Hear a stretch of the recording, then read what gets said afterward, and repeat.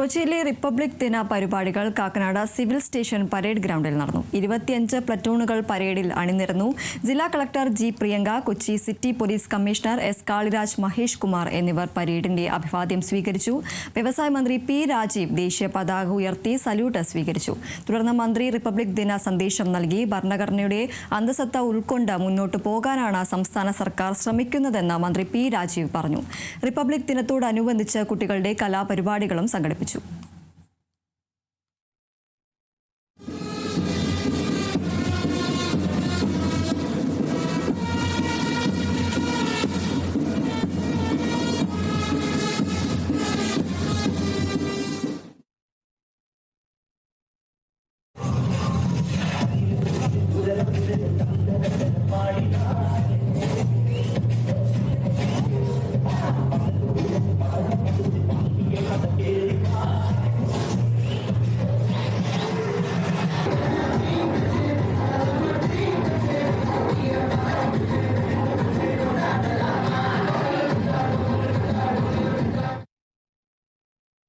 ഏറ്റവും മികച്ച ഭരണഘടനയാണെങ്കിലും ഏറ്റവും മോശം പ്രയോഗമാണ് നടത്തുന്നവരാണെങ്കിൽ ആ ഭരണഘടന ഏറ്റവും മോശം ഭരണഘടനയായിരിക്കും.